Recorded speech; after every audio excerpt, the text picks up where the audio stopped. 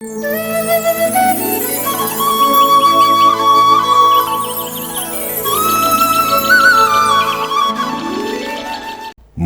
மழையில் நனைய மனமகிழ்வோடு உங்களை வரவேற்கிறோம்.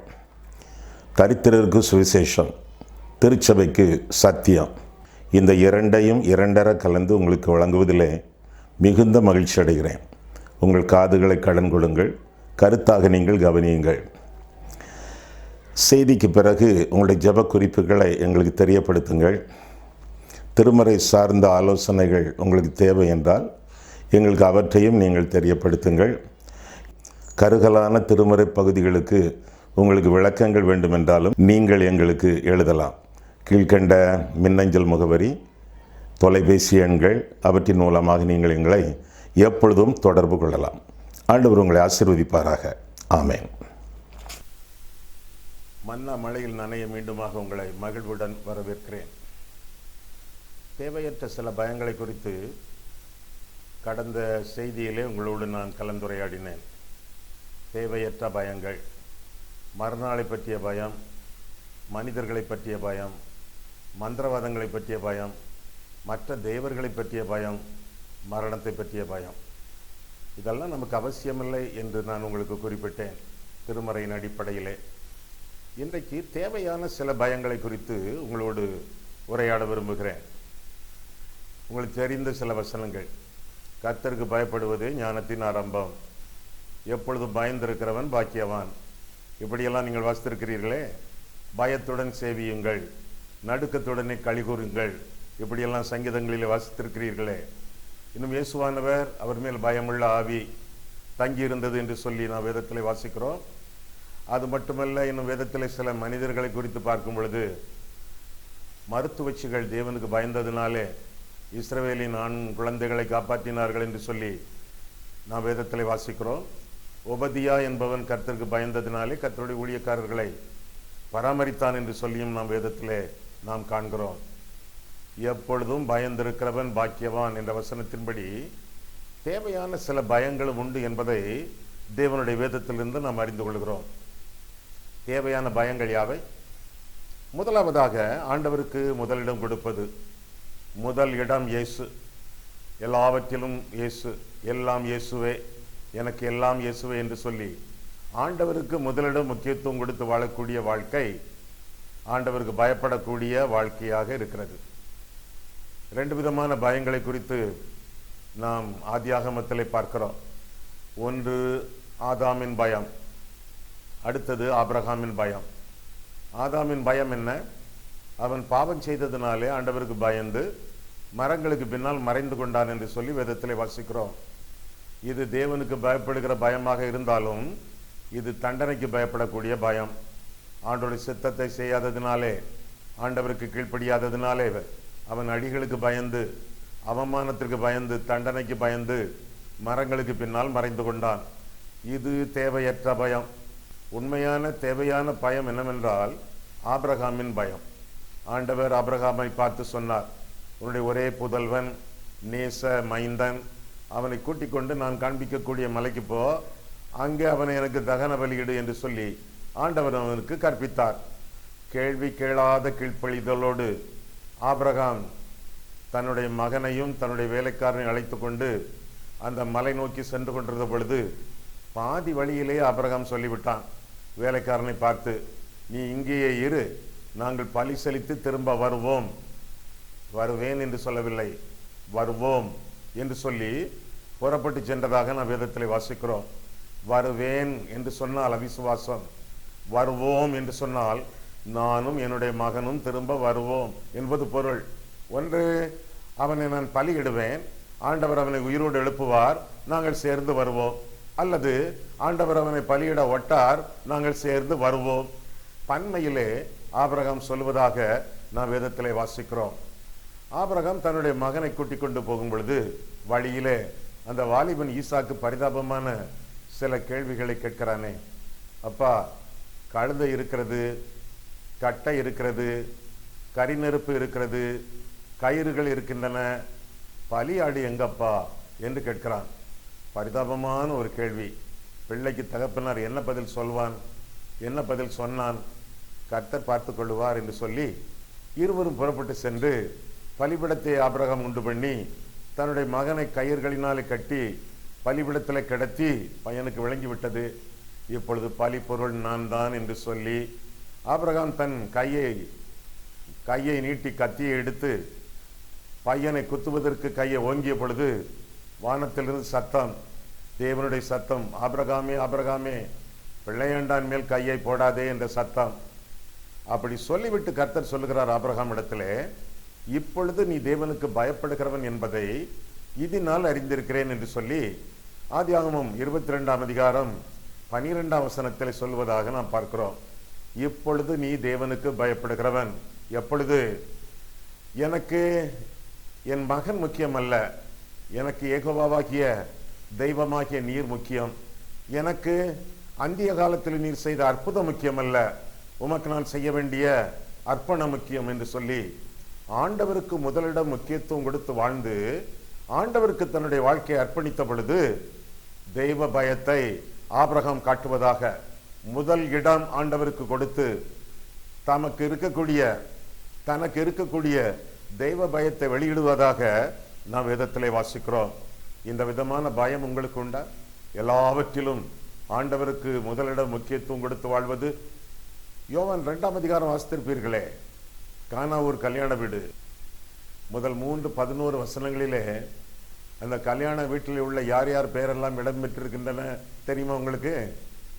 மாப்பிள்ளை பெயர் இல்லை, பெண் பெயர் இல்லை, அம்மா அப்பா பெயர் இல்லை, மாமனார் மாமியார் பெயர் இல்லை, பன்னிரு சீஷருடைய பெயர்கள் இல்லை, பந்தி விசாரிப்புக்காரன் பெயர் இல்லை, வேலைக்காரர்கள் பெயர் இல்லை, மணமக்களை வாழ்த்த வந்த விருந்தினர்கள் நண்பர்கள் பெயர்கள் இல்லை. மரியாள் அந்த கூட்டத்தில் இருந்தாளே, மரியாளின் பெயரும் அங்கே இல்லை. இயேசுவின் தாய் என்றுதான் 2 முறை அறிமுகப்படுத்தப்படுகிறாளே ஒழிய மரியாள் பெயரும் அங்கே சொல்லப்படவில்லை. ஆக 11 வசனங்களிலும் ஒரே ஒரு பெயர் மட்டும் 6 முறை அறிவிக்கப்படுகின்றன. என்ன பெயர்? இயேசு, இயேசு, இயேசு, இயேசு, இயேசு, இயேசு என்று சொல்லி 6 முறை இயேசுவின் பெயர் மட்டுமே அறிவிக்கப்படுகிறது. அதனுடைய பெயர் என்ன? முதல் இடம் இயேசு, முழு இடம் இயேசு, முக்கிய இடம் இயேசு. ஆண்டவருக்கு உங்களுடைய வாழ்க்கையை பூரணமாக ஒப்பு கொடுத்து முதலாவது தேவனுடைய ராஜ்யத்தையும் அவருடைய நீதியும் தேடி வாழ்வீர்கள் என்றால் உங்களிடத்தில் தெய்வ பயம் உண்டு. ஆண்டவர் ஆதியிலே பூமியையும் வானத்தையும் படைக்கவில்லை, அவர் வானத்தையும் பூமியையும் படைத்தார். முதலாவது வானம், 2வது பூமி.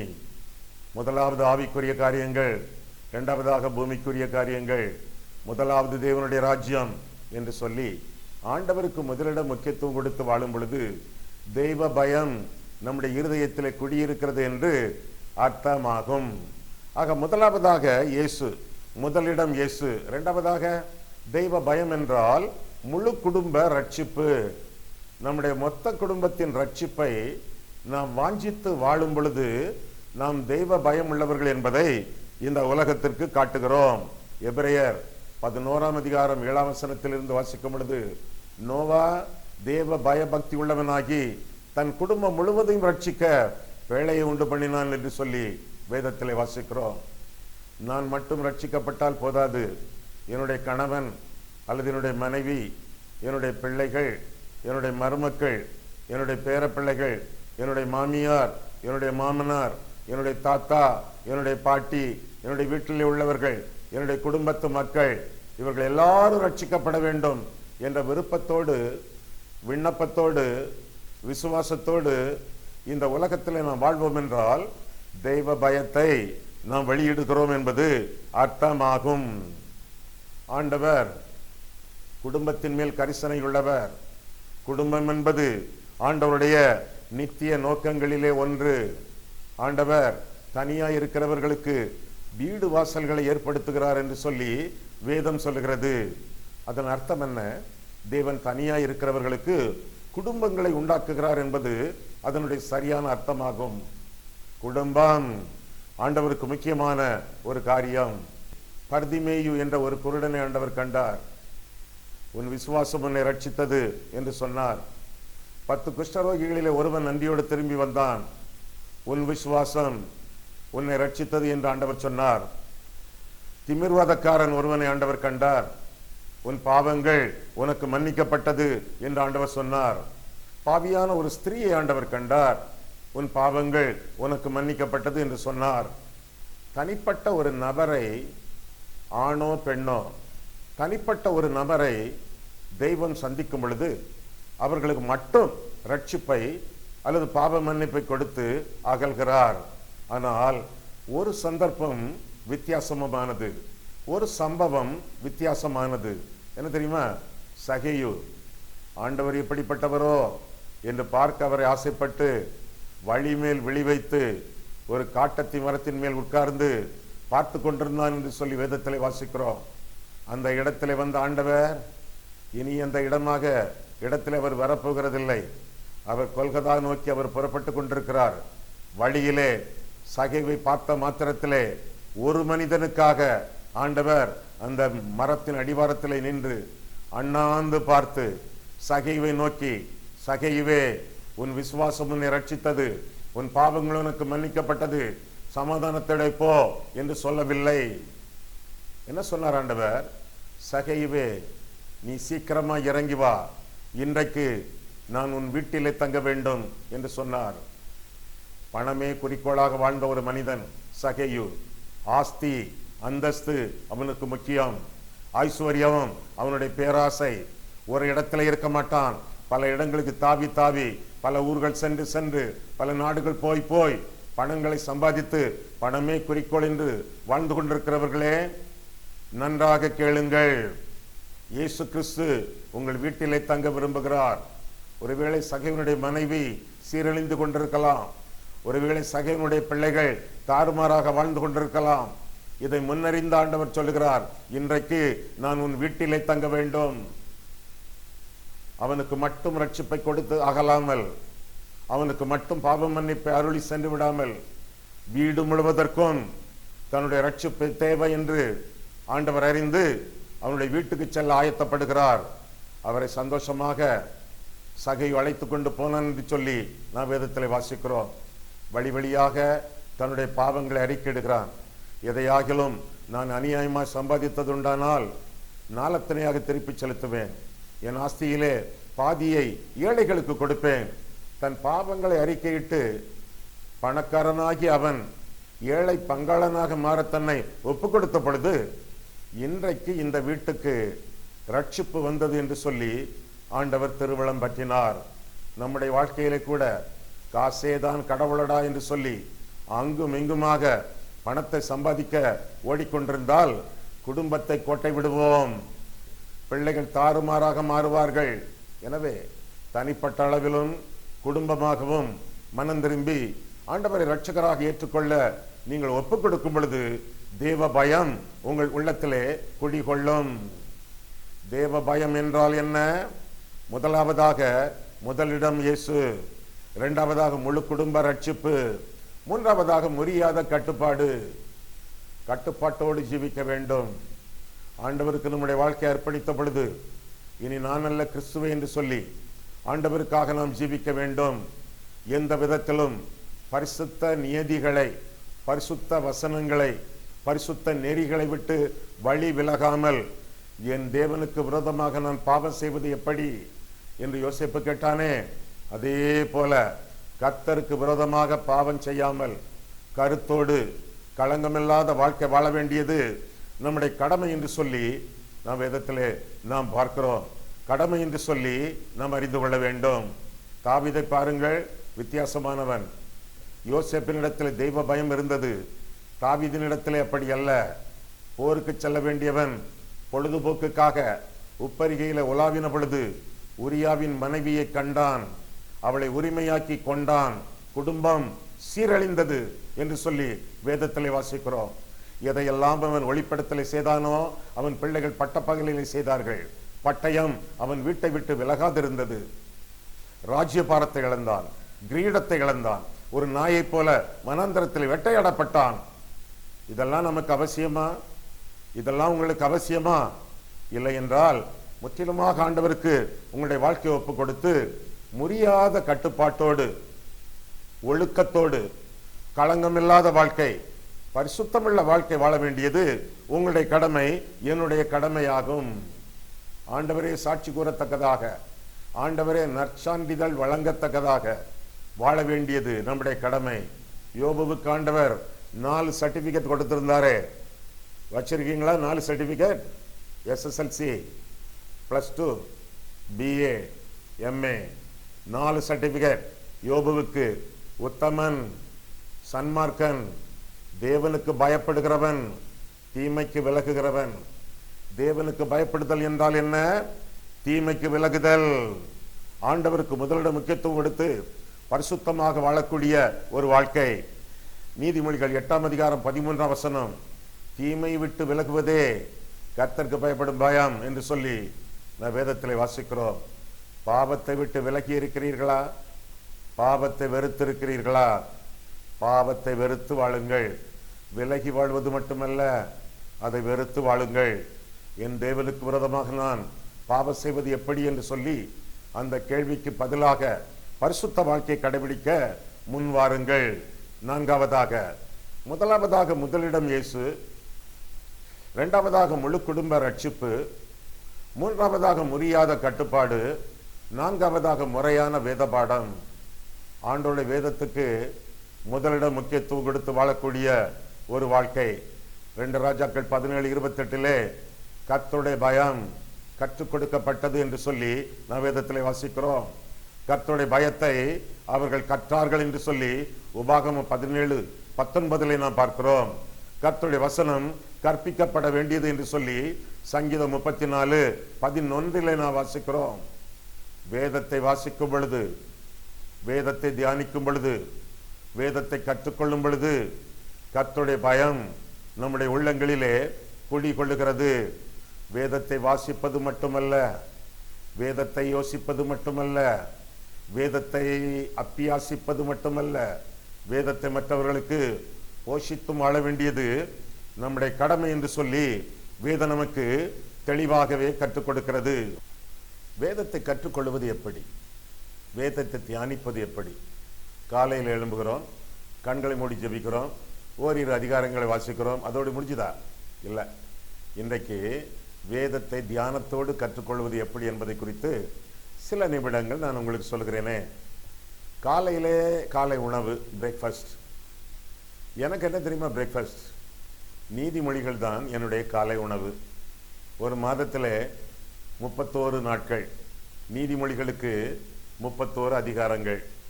எந்த தேதியோ அந்த அதிகாரத்தை நான் வாசிப்பேன். அந்த அதிகாரத்தை நான் 3 முறை வாசிப்பேன். எதற்காக 3 முறை சொல்லுகிறேனே? 3 முறை ஒரே அதிகாரத்தை வாசிப்பேன். தேதி என்ன? 10ஆம் தேதி என்று வைத்துக் கொள்வோமே. 10ஆம் தேதி நீங்கள் வேதத்தை வாசிக்கிறீர்கள் என்றால் நீதிமொழிகள் 10ஆம் அதிகாரத்தை வாசியுங்கள். எந்த தேதியோ அந்த அதிகாரம் 3 முறை வாசிக்க வேண்டும். விரலை வைத்தே வாசிக்க வேண்டும். வேத புத்தகத்திலே 10ஆம் அதிகாரம் என்று சொன்னோமே, 10ஆம் அதிகாரத்திலே முதல் வசனத்திலே விரலை வைத்து ஒவ்வொரு வசனமாக அப்படி விரலை வைத்தே வாசிக்க வேண்டும். முதலாவதாக ஒரு கேள்வி மனதிலே கேட்க வேண்டும். என்ன கேள்வி? இன்றைக்கு என்னுடைய பாவம் என்ன என்று கேட்க வேண்டும். யாரிடத்தில் கேட்க வேண்டும்? நம்மிடத்துல தான். நம்மிடத்தில் கேட்க வேண்டும். இன்றைக்கு என்னுடைய பாவம் என்ன என்று கேட்டு அந்த அதிகாரத்தை மெல்ல, மெதுவாக, நிதானமாக வாசிப்பீர்கள் என்றால் உங்களுடைய பாவம் என்ன, என்னுடைய பாவம் என்ன என்பதை அந்த அதிகாரம் காட்டும். கட்டாயமே காட்டும். மன்னிக்கப்பட்ட பாவங்களையும் காட்டும், இன்னும் மன்னிக்கப்படாது இருக்கக்கூடிய பாவங்களையும் காட்டும், அந்த காலத்தில் செய்த பாவத்தை காட்டும், அந்தரங்கத்தில் செய்து கொண்டிருக்கக்கூடிய பாவத்தையும் காட்டும். இன்றைக்கு என்னுடைய பாவம் என்ன, அந்த பாவத்தை அதை காட்டும் பொழுது விரலை அப்படியே நிறுத்திவிட்டு தொடர்ந்து வாசிக்காமல் அந்த பாவத்தை அறிக்கையிடுங்கள். அந்த பாவத்திற்கு மன்னிப்பு கேளுங்கள். திரும்ப அந்த பாவம் தொடர்ந்து உங்களை அண்டாதவர் ஆளாதவாறு நீங்கள் ஆண்டவரிடத்தில் உதவி கேளுங்கள்.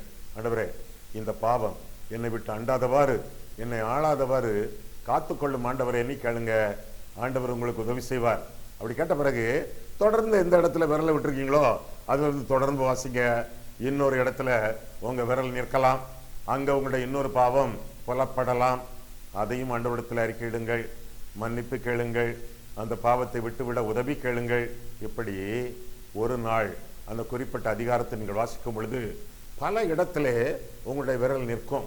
அந்த இடத்திலெல்லாம் உங்களிடத்தில் சுட்டி காட்டப்படக்கூடிய பாவத்தை எல்லாம் கர்த்தருடைய சமூகத்தில் ஒத்துக்கொண்டு அறிக்கை செய்யுங்கள், மன்னிப்பு கேளுங்கள். மனம் திரும்ப முடியவில்லை என்றால் ஆண்டவரிடத்தில் உதவி கேளுங்கள். ஆண்டவரே, இந்த பாவத்தை விட்டு நான் மனம் திரும்பிக் கொள்வேன் என்ற நம்பிக்கை எனக்கு இல்லை, எனக்கு மனம் திரும்புதலை அருளி செய்யும் என்று கேளுங்கள். ஆண்டவர் உங்களுக்கு மன்னிப்பை, மனம் திரும்புதலை அருளி செய்வார். உங்களுக்கு மன்னிக்க அவர் சித்தம் கொள்கிறார். சரியா? அந்த அதிகாரத்தை ஒரு தடவை வாசிட்டீங்களா? திரும்ப மீண்டும் அதே அதிகாரத்துக்கு வாருங்க. முதல் வசனத்துல உங்களுடைய விரலை வைங்க. இப்ப ரெண்டாவது இன்னொரு கேள்வி கேளுங்க. என்ன கேள்வி கேட்கலாம்? ரெண்டாவது கேள்வி, ஆண்டவரே உம்முடைய சித்தம் என்னன்னு கேளுங்க. முதல்ல என்ன கேட்டீங்க? ஆண்டவரே என்னுடைய பாவம் என்ன. இப்போ ஆண்டவரே உம்முடைய சித்தம் என்ன. விரலை வச்சே வாசிக்கும் போது ஆண்டவர் தம்முடைய சித்தம் என்ன என்று சொல்வார். அதாவது அவருக்கு நீங்கள் எதிலே கீழ்ப்படிய வேண்டும் என்பதை ஆண்டவர் குறிப்புணர்த்துவார். எந்த இடத்துல குறிப்புணர்த்துறாரோ அந்த இடத்துல அப்படியே விரலை நட்டு வச்சிருங்க, எடுக்காதீங்க. ஆண்டவரே, இந்த காரியத்தில் உமக்கு கீழ்ப்படிய எனக்கு உதவி செய்யும், இந்த உம்முடைய சித்தத்தை செய்ய எனக்கு மனம் தாரும், எனக்கு பலன் தாரும் என்று சொல்லி ஆண்டவரிடத்துல சொல்லுங்க. ஆண்டவர் தம்முடைய சித்தத்தை செய்ய எந்தெந்த இடத்துல உங்களை நிறுத்தி குறிப்புணர்த்தி இந்தந்த காரியங்கள்ல நீ எனக்கு கீழ்ப்படியணும்னு சொல்லி ஆண்டவர் சொல்றாரோ அதையெல்லாம் ஆண்டவருடைய சமூகத்தில் நீங்கள் அறிக்கையிட்டு, ஆண்டவரே இந்த காரியங்களுக்கு கீழ்ப்படிய எனக்கு உதவி செய்யும் ஆண்டவரேன்னு சொல்லி ஆண்டவருடைய சொல்லுங்க. விரல விடல. திரும்ப தொடர்ந்து வாசிக்கும் பொழுது ஆண்டவர் தம்முடைய பல சித்தங்களை, பல இடங்களிலே நீங்கள் கீழ்ப்படிய வேண்டியவற்றை ஆண்டவர் உங்களுக்கு குறிப்புணர்த்துவார். ஒவ்வொன்றாக ஆண்டவருடைய சமூகத்தில் அறிக்கையிட்டு ஒவ்வொரு காரியத்திற்கும் கீழ்ப்படிய உங்களுடைய வாழ்க்கையை ஒப்பு கொடுங்கள். கீழ்ப்படிதல் முக்கியம். இயேசுவே கீழ்ப்படிதலை கற்றுக்கொண்டார் என்று சொல்லி எபிரேயர் 5ஆம் அதிகாரம் 8ஆம் வசனத்தில் வாசிக்கிறோமே, அதுபோல நாமும் கூட கீழ்ப்படிதலை கற்றுக்கொள்வோம். காரணம், மேற்படிக்கு முதற்படி கீழ்ப்படி. நம்முடைய வாழ்க்கையிலே கிறிஸ்தவ ஜீவியத்தில் முன்னேறி செல்ல வேண்டும் என்றால் கீழ்ப்படிதல் ரொம்ப அவசியம். கீழ்ப்படிதல் இல்லை என்றால் ஆண்டவரிடத்தில் சொல்லுங்கள், ஆண்டவரே கீழ்ப்படிய எனக்கு மனந்தாரும் பலன்தாரும் என்று சொல்லுங்கள். ஆண்டவர் ஆவன செய்வார். தம்முடைய சொந்த குமாரன் என்றும் பாராமல் அவரையே நமக்காக தந்திருக்கும் பொழுது அவரோடு கூட மற்ற எல்லா நன்மைகளையும் அருளாதிருப்பது எப்படி? குமாரனையே தந்துட்டார, ரத்தத்தையே சிந்திட்டார. அப்பேற்பட்ட தெய்வம் உங்களுக்கு கீழ்ப்படிதலை தராம இருப்பாரா? நிச்சயமாக தருவார். சரி, மூன்றாவதாக அந்த அதிகாரத்தை முடிச்சிட்டீங்களா? மூன்றாவதாக அதே அதிகாரம் முதல் வசனத்துக்கு வாங்க. மூன்றாவது தடவையும் அந்த அதிகாரத்தை வாசிங்க. மூன்றாவது கேள்வியோட வாசிங்க. முதல் கேள்வி என்ன? என்னுடைய பாவம் என்ன? இரண்டாவது கேள்வி என்ன? இன்றைக்கு நான் செய்ய வேண்டிய உம்முடைய சித்தம் என்ன? மூன்றாவது கேள்வி, நீர் எனக்கு இன்றைக்கு தரக்கூடிய வாக்கு தத்தம் என்ன, ஆசீர்வாதம் என்ன அப்படின்னு கேளுங்களேன். முதல் வசனத்துல விரல வச்சு அப்படியே வாசிக்கிட்டு இருக்கும்போது ஒரு இடத்துல விரல் நிற்கும். அது ஆண்டவர் உங்களுக்கு தரக்கூடிய வாக்கு தத்தம், உங்களுக்கு தரக்கூடிய ஆசீர்வாதம். முடிஞ்சா உங்க கையில பென் இருந்தா, பேனா இருந்தனா, பென்சில் இருந்தனா நீங்க அதை அண்டர்லைன் பண்ணி கொள்ளலாம். அது உங்களுக்கு ஆண்டவரே தந்தது. மார்ஜின்ல கூட நீங்க கழுத்து போட்டுக்கிடலாம், டேட் கூட நீங்க போட்டுக்கிடலாம், தேதி கூட நீங்க குறிச்சுக்கிடலாம்.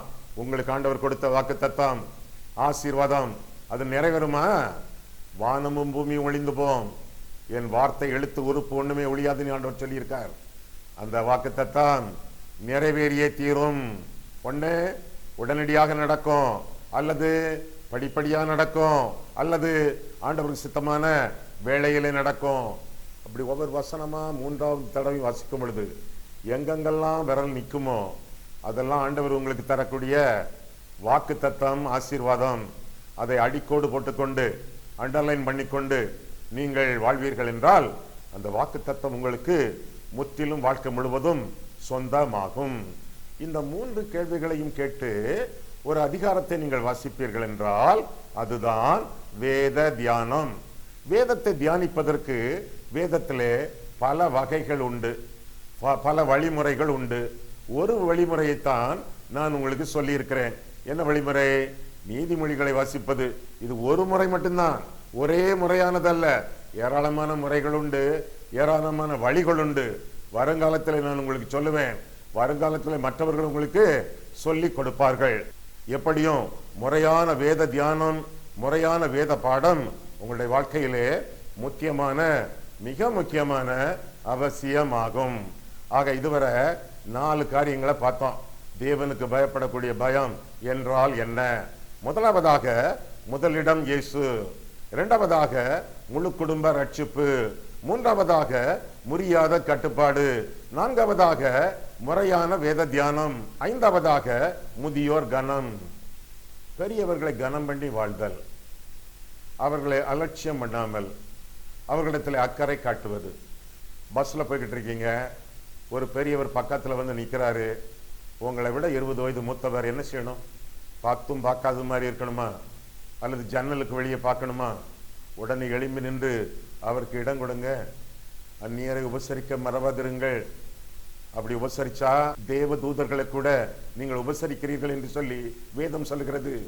முதியவர்களை கனம் பண்ணுங்கள் என்று சொல்லி லேவியராகமம் 19ஆம் அதிகாரம் 3ஆம் வசனத்திலே பெற்றோருக்கு பயந்து அவர்களை கனம் பண்ணுங்கள் என்று பார்க்கிறோம். பெற்றோர்களை பயங்கட்டாதிருங்கள்.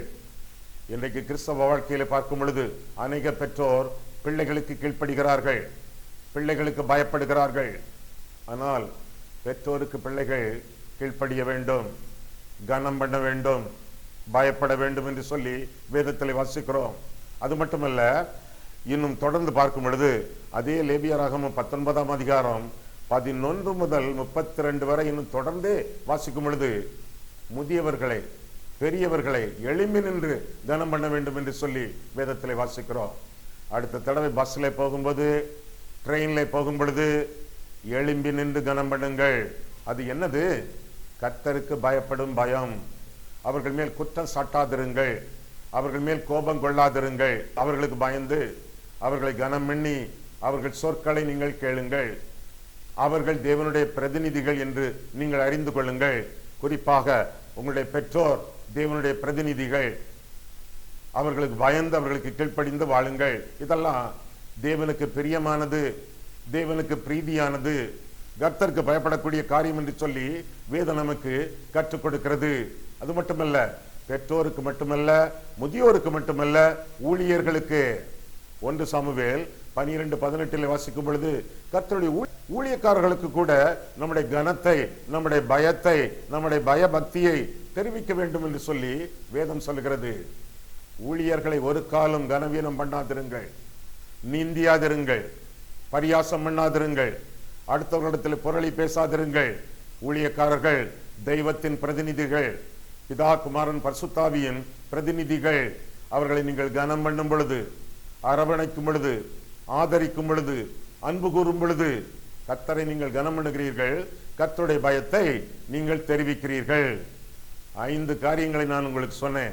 கர்த்தருக்கு பயப்படுதல் என்றால் என்ன என்று சொல்லி, முதலிடம் இயேசுவுக்கு கொடுங்கள், முழு குடும்ப ரட்சிப்பை வாஞ்சியுங்கள், முறியாத கட்டுப்பாடோடு ஜீவியுங்கள், முறையாக வேதத்தை தியானியுங்கள், முதியோரை கனம் பண்ணுங்கள்.